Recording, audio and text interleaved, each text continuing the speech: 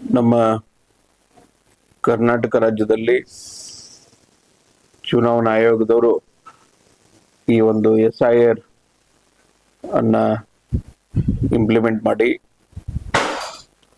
ಎಲ್ಲ ಮತದಾರ ಪಟ್ಟಿಯಲ್ಲಿರ್ತಕ್ಕಂಥ ಹೊಸ ಮತದಾರ ಪರಿಷ್ಕರಣೆ ಆಗ್ತಕ್ಕಂಥದ್ದು ಈಗಾಗಲೇ ಅದನ್ನ ಪ್ರಾರಂಭವಾಗಿದೆ.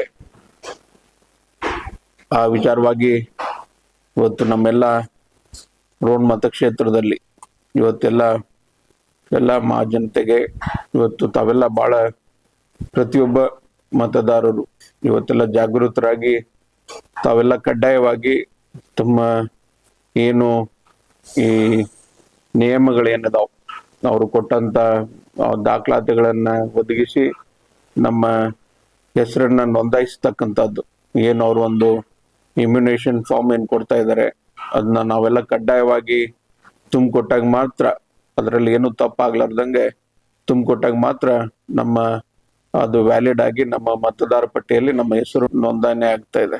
ಅದಕ್ಕೆ ಇವತ್ತೆಲ್ಲ ನಮ್ಮ ಕಾಂಗ್ರೆಸ್ ಪಕ್ಷದಿಂದ ಎಲ್ಲರೂ ಕೂಡ ನಮ್ಮ BLOಗಳನ್ನು ನೇಮಕ ಮಾಡಿ ಇವತ್ತೆಲ್ಲ ಅವರು ಮನೆ ಮನೆಗೆ ತೆರಳಿ BLOಗಳು ಆಫೀಸರ್ಸ್ ಕೂಡ ಮನೆ ಮನೆಗೆ ತೆರಳಿ ಇವತ್ತು ಜಾಗೃತಿಯನ್ನು ಮೂಡಿಸ್ತಕ್ಕಂಥದ್ದು ಪ್ರತಿಯೊಬ್ಬ ಯಾಕಂತಂದ್ರೆ ಪ್ರತಿಯೊಬ್ಬ ಹಕ್ಕು ಇದು. ನಮ್ಮ ಭಾರತದ ಸಂವಿಧಾನದಲ್ಲಿ ಈ ಪ್ರಜಾಪ್ರಭುತ್ವದ ವ್ಯವಸ್ಥೆಯಲ್ಲಿ ಮತದಾನದ ಒಂದು ಹಕ್ಕು ಏನಿದೆ ಬಹಳ ಒಂದು ಜವಾಬ್ದಾರಿಯುತ ಹಕ್ಕು.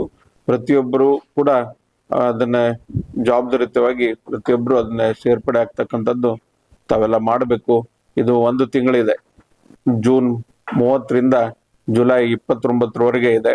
1 ತಿಂಗಳಲ್ಲಿ ತಾವೆಲ್ಲರೂ ಕಡ್ಡಾಯವಾಗಿ ಈ ಇದರಲ್ಲಿ ತಾವೆಲ್ಲ ಪಾಲ್ಗೊಂಡು ಇದನ್ನ ತಾವೆಲ್ಲ ಸೇರ್ಪಡೆ ಮಾಡಿಸ್ಬೇಕಂತಂದು ತಮ್ಮೆಲ್ಲ ಜನರಲ್ಲಿ ವಿನಂತಿ ಮಾಡ್ಕೊಂತೀನಿ.